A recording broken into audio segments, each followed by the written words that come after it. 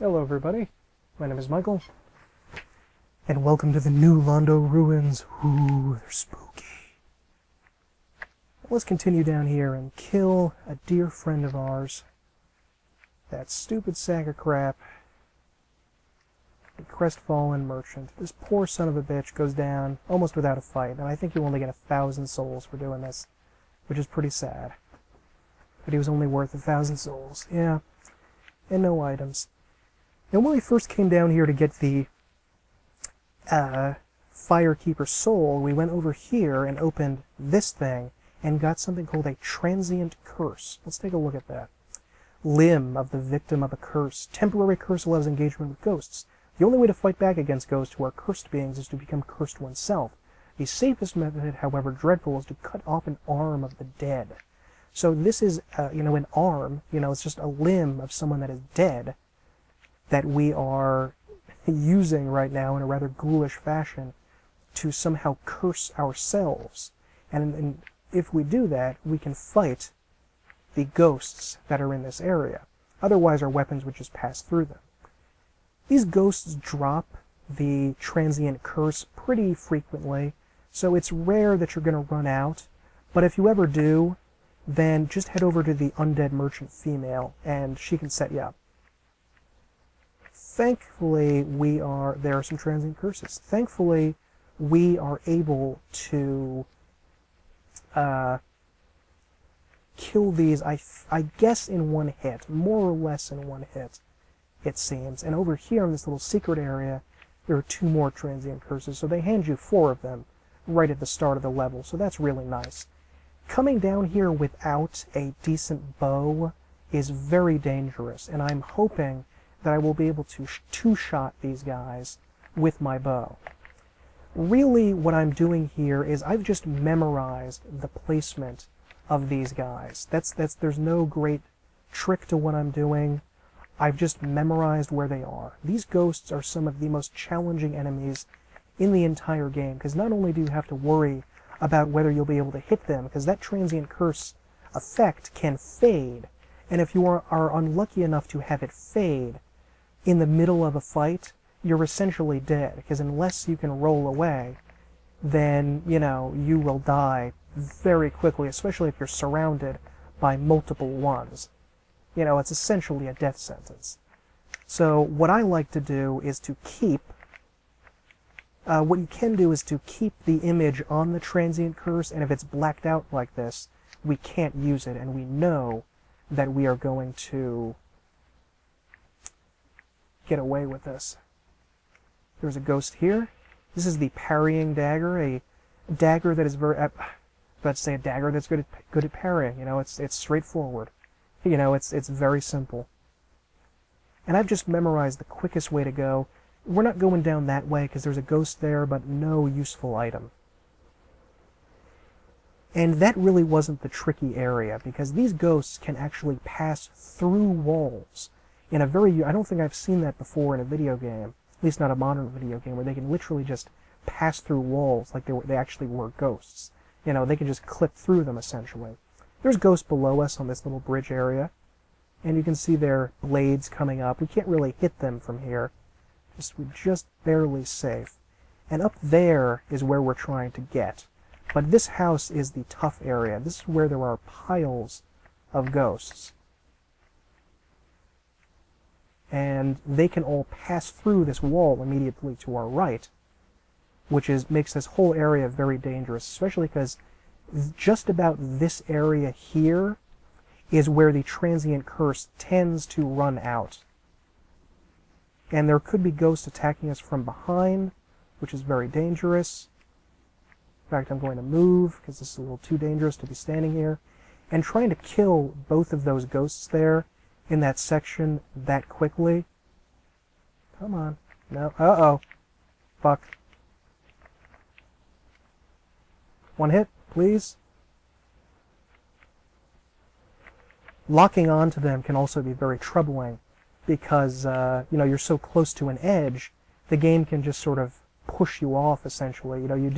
You move forward a little bit with most strikes of a weapon, so you could just walk right off what you're doing. This is incredibly difficult if you do not have a dex character. If you have almost any other character, even a magic user who obviously has ranged attacks and spells, this becomes about 10 times more difficult. And there's one more, I think. I hope just one. Just one? Should be one more guy here. I'm also getting really nervous because the curse could run out. If the curse runs out after you've aggroed someone, hoo boy, that's not good. This one may take 3 strikes, because, oh no, it didn't. That's actually a special kind of ghost there that has a small child in her hand. Because I'm trying to focus on this, I'm not talking about the story very much, and I apologize for that. But in this area, what is essentially going on, we're going to go up this ladder a little bit, and then immediately drop down. New Londo was a place that was being attacked by the Abyss, by the Dark. And in order to save themselves from the curse of the Abyss and the Dark, the citizens decided to flood the entire city. And when they did that, they obviously killed everyone in the city. So you can see all the bones on the ground. It's really grisly and unpleasant. And that's pretty much what happened here. And thankfully this went off without a hitch, because on other characters, on strength characters, this can be very different. Very, very different. But let's talk to this guy, Ingward. Well, this is a surprise. I get few visitors. Save for ghosts. You have the Lord Vessel. Very impressive. I know exactly what your intentions are. You seek the 4 kings whom I guard over. This is the key to the seal. The 4 kings slumber in the deepest chamber of the ruins. Use this key to break the seal and open the floodgates. Oh, and do not forget, the dark wraiths reside in a dark void called the Abyss. But the Abyss is no place for ordinary mortals. Although, long ago, the knight Artorius traversed the Abyss. If you can find him and learn from him, the Abyss may prove surmountable. Hello there. What is it? The key to the seal is now in your hands. I will help you in any way possible. New Londo was sacrificed to contain the Dark Wraiths. Mark my words, the Dark Wraiths are the enemies of man and any living thing that has a soul. They were never meant to roam again. New Londo.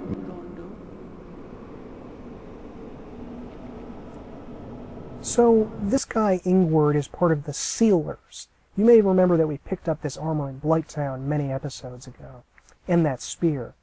And let's take a look at what the description of that armor says, if we have it. I don't think we still. Hold on, we may not even have it. Darn it. Okay, we don't have the armor.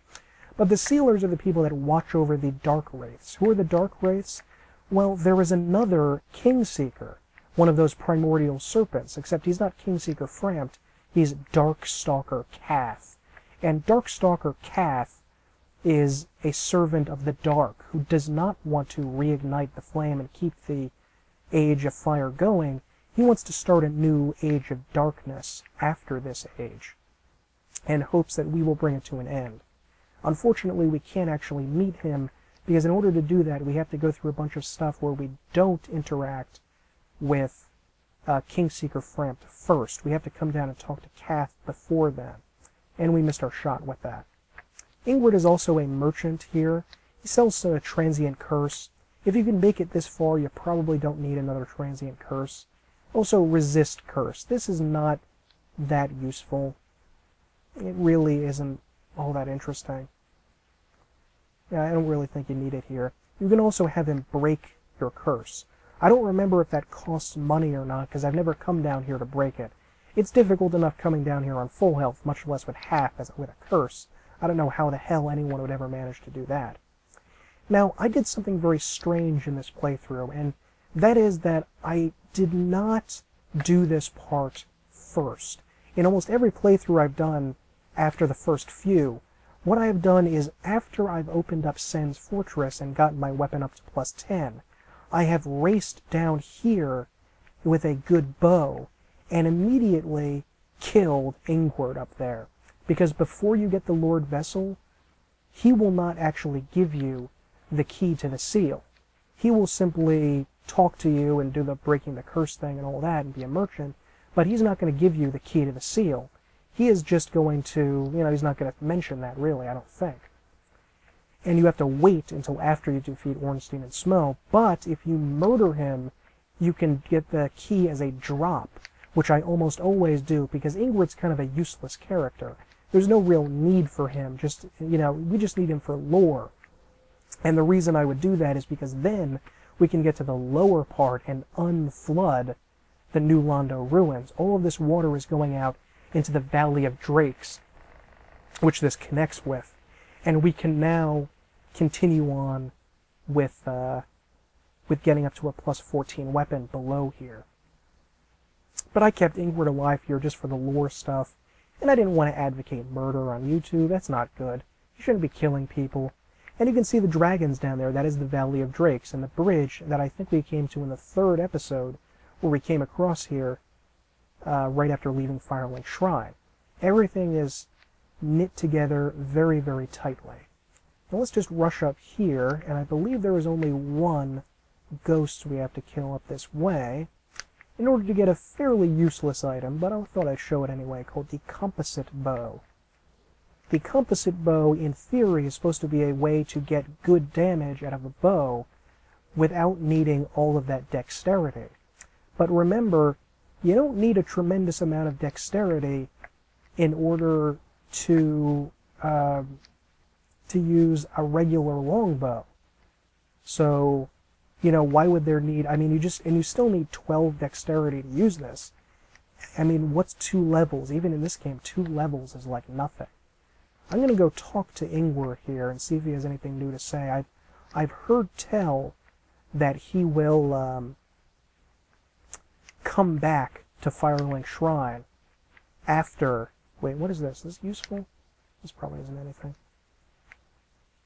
What? I can't pick it up? What is it? Is it like green titanite? It's probably green titanite. That's probably what it is.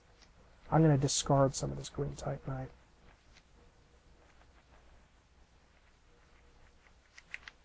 Let's see, is that what this is? Yes, it is. It's a green titanite. Sure, it's nothing. However, I have never actually done this because I am so pissed off at this area, usually at this point in the game, that I just don't give a shit. And I don't even bother doing any of this. I'm not going to go wandering around here. It's too damn dangerous, but I'm going to go talk to Ingward real quick. You can get a couple of drops from the ghosts, by the way, besides the transient curse. They do drop this kind of ghostly sword or knife that they use. I've never really... I've got it as a drop once or twice, but I've never really gone ahead and used it.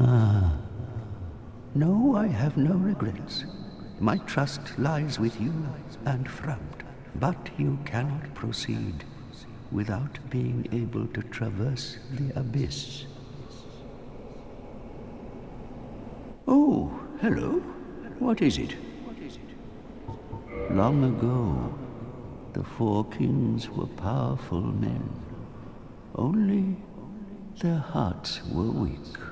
When an evil serpent dangled the art of life drain before them, they were unable to resist and became pawns of evil. Long ago. So they're mentioning the rulers of this area, which were known as the 4 kings of New Londo. I don't know why 1 king wasn't good enough. No, they had to have 4 kings. And these 4 kings, they said, were great, powerful men. Very reminiscent of the ring wraiths. They were great kings of men, but they fell into temptation.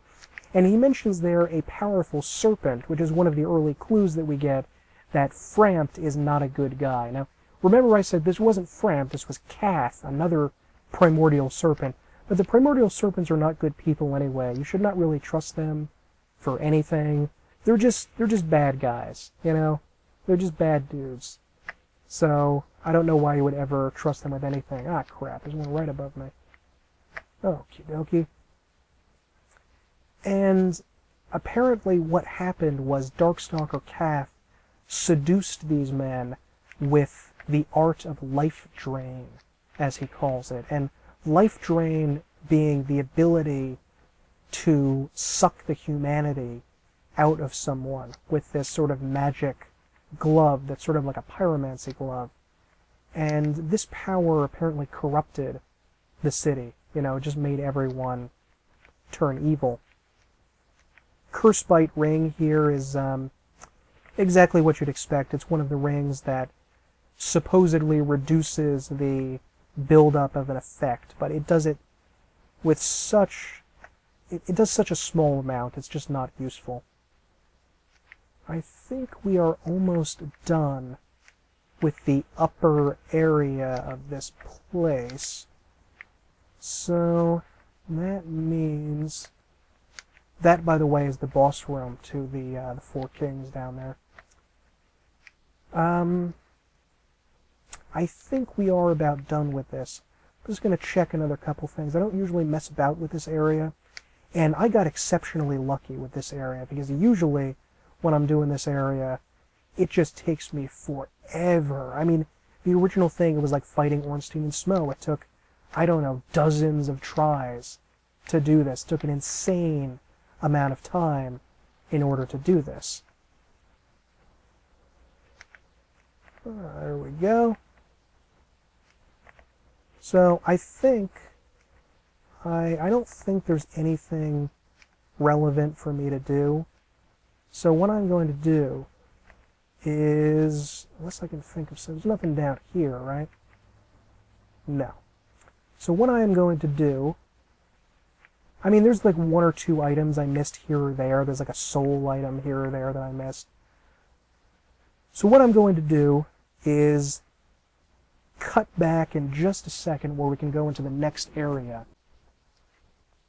Okay, I'm back, and look at now, we can see underneath the water. Now, the lower part of New Londo is still fairly damp, but we can see down there where there's a whole new area that we can go to. And I'll show you how to get there. I'm back right at the beginning, just where we came in from Fireglint Shrine, so it's very convenient to go from there right to where we need to start farming. And what do we have here? A few more ghosts. Alrighty then. I'll just put on my covetous gold serpent ring in order to get the best item discovery I can for the moment. Pop down here, and we can meet those dark wraiths everyone was talking about. These guys are armored knights that use a straight sword. They do not use a shield, and they have a grab attack that they can use to suck out humanity from you. The grab attack is very, very slow and very easy to avoid. Unless you're literally just not paying attention, not looking at the screen, you'll be fine with it. The Dark Wraiths were people that sold their humanity. Sold their, well, not their humanity exactly, maybe, that became evil after being corrupted, just like their kings were. And they worship Kath now, and they rip away humanity and are just dastardly murderers. Their armor, by the way, is made up to look like a skeleton. It looks like bones on it. And it looks pretty darn cool.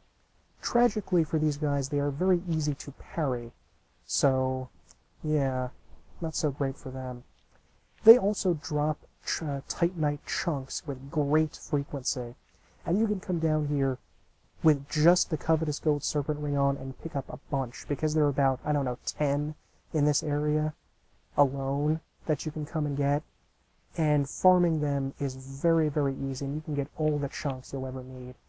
I did not find out about this until much, much later in the game. Many playthroughs in. It's a secret little door here, and there's a dark wraith in the shadows there, and behind him is a chest with a Titanite chunk in it. That thrusting attack there is very easy to parry. And no. And there's also another chest with another Titanite chunk in it, so they just hand you 2 chunks right away. So that's pretty damn good that they'll do that. And Up here, this is a little trickier because there are two ghosts that come down to get you, so it makes it kind of annoying. They're sort of right by this wall here, and there are multiple dark wraiths, and some of those exploding head things from the catacombs. 249, that's not too shabby. Nope. Good. Need to get, there should be one more of those ghosts. He's doing a shielding attack, a shielding method right there. He has a special weapon called the Dark Hand, and it's sort of a glove weapon, like the Pyro Glove, and it allows you, if you hold the R1 button, to do a sort of block motion with it. Oops, let's get out of here. One backstab. No, I don't get hit. Not by him, but by... Where are you? There it is. There's another enemy in this game that's very similar to the gelatinous cube from Dungeons & Dragons. It's just this sort of gigantic blob of pus, or mucus, or slime. And what it is sort of a sentient, semi-sentient monster that just sort of drags across dungeon floors, picking up items as it goes. It can shoot out that stuff which I think slows you down and maybe corrodes your armor and weapons, I think. It can also jut out a terrible spike or halberd, but they're child's play when it comes to fighting them with bows and arrows, and like a few other enemies, including the Iron Pigs and the Undead Parish, these guys are one of the rare enemies that do not respawn. This is a unique monster. This isn't some sort of horrible undead concoction. This is just a regular monster, and that's not going to come back. And you'll notice we actually have quite a few souls already. This is actually a great place to come down and farm, because I think even without those gelatinous cubes, and there's another one, we will be able to get about 10,000 souls, maybe, per visit down here. I apologize if you hear a car alarm back there. I hate those stupid things. Did not get one. Now, it's important to note that we can't actually go in to the boss room.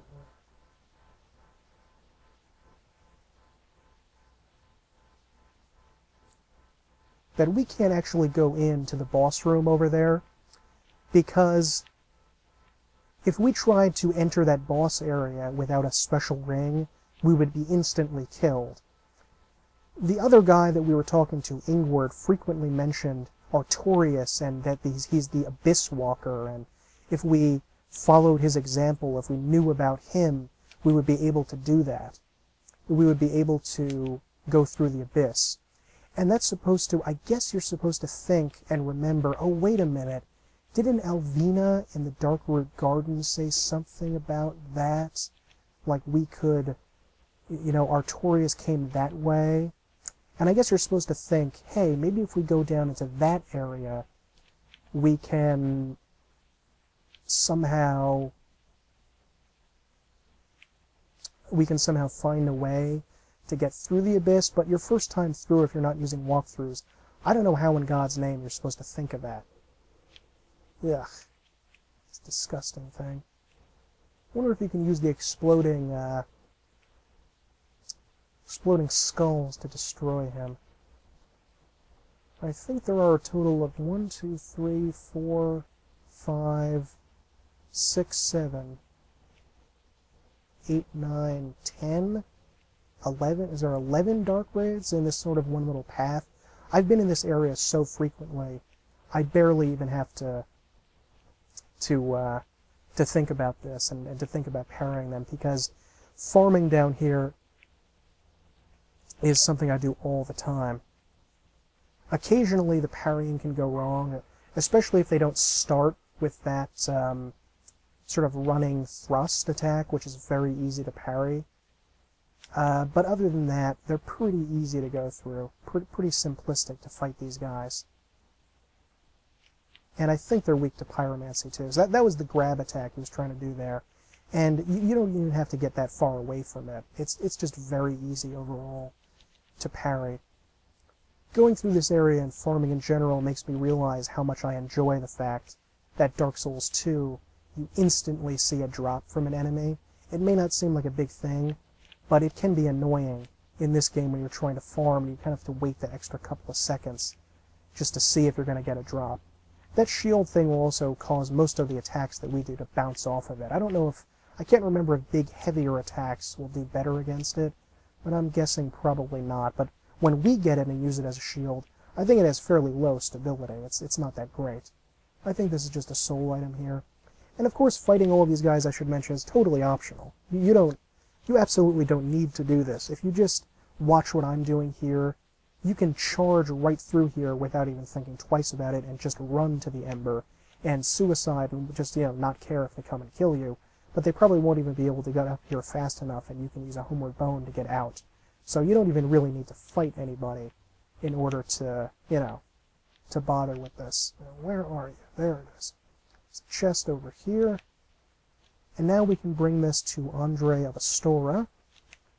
Whenever I think of the Ember, the large Ember, and the very large Ember, I think of the Monty Python party political broadcast skit with the serious party, silly party, very silly party. I always think that's funny. Now there's a fog gate over there, but this is another one of those mysterious fog gates that mean nothing. I don't know why they so clumsily decided to just prevent you from going through a certain area if you didn't want to. There doesn't really seem to be a purpose to it other than to annoy the player. But, yeah, I mean, that's pretty much all it is. There's no purpose to it other than to block you from going in here. There's no boss down there. And this guy, we can sneak up on him if we go very quietly. There we go.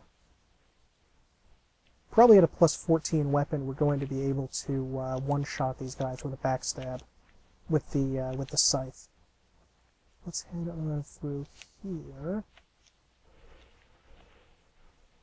And come on.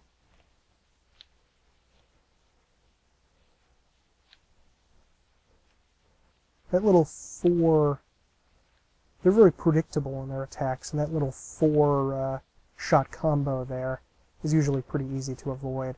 And because I have the boulder shield, I barely need to even worry about it. See, that just bounced right off their shield there. And no drops. Okay, so we have a total of 12. That includes, I think, 6 that we got before coming here. I think this over here... Look at the bones. Look at the bones!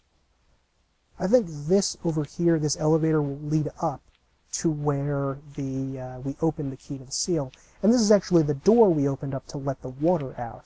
I guess the water just fell down into this chasm here. And there are a bunch of dragons over here.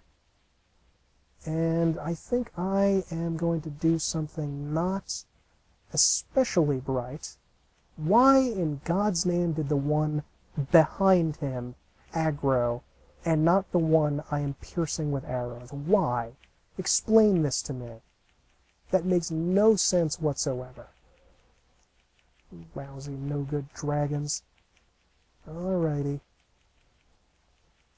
And these guys are very tough, and you can actually farm dragon scales from these guys, which we can use much later on in another covenant. Now that we have the ability to warp between bonfires, we're actually at a much better point to be able to go down into the Great Hollow, that tree area where we found the Chloranthy ring.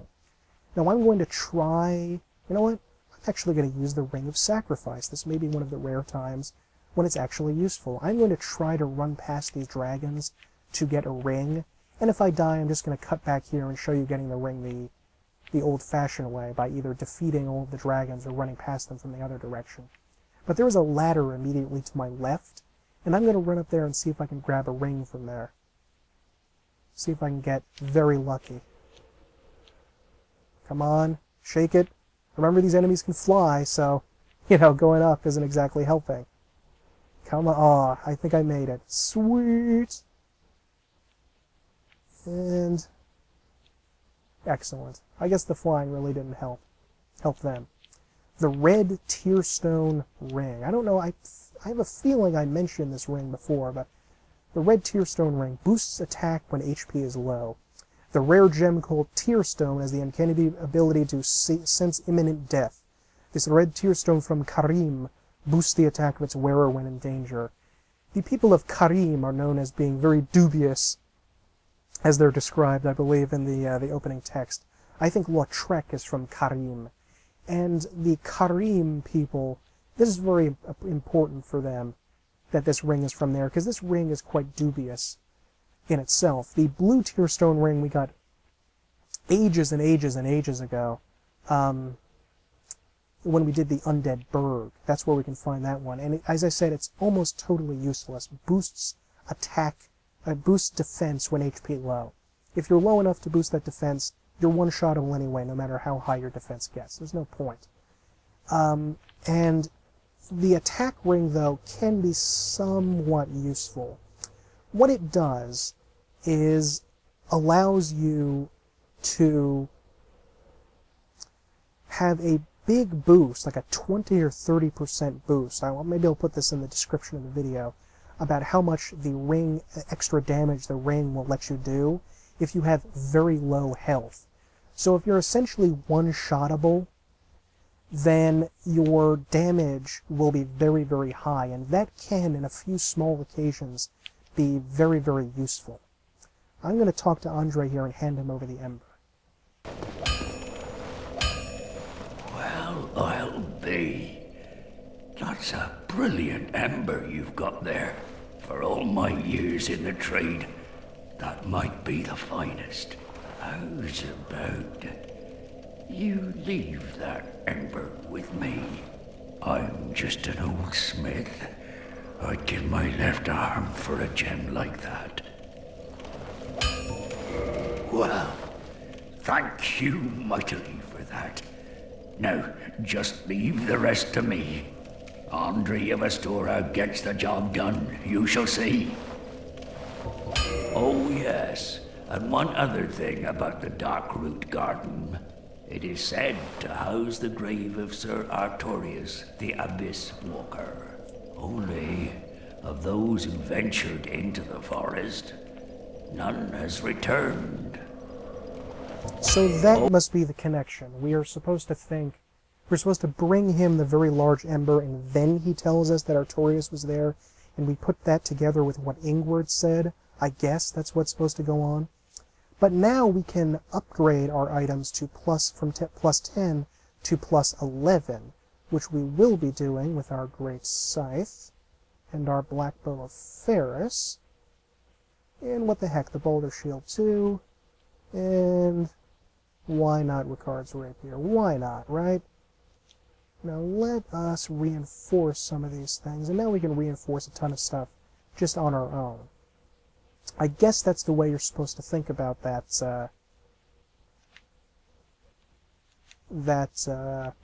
Artorius of the Abyss Walker thing. Now that I think about it. Well, I think we are just about getting ready to wrap up. It's been quite a fun time. I am very pleased that going through that area went so swimmingly. Usually it can be very brutal trying to get through that whole section without dying at least once. But being a Dex character and having a good bow really helps. And of course, as always, bringing along a little pyromancy never hurt anybody. In case you were having trouble with it, a 1 great combustion on a plus, 11, 12 flame is probably going to one-shot those guys. And now we are free to upgrade as many weapons and armor as we possibly can with Titanite chunks, because we can go down there and farm them to our heart's content. I'm not quite sure where I'm going to go in the next episode, but until then I will give you a proper bow.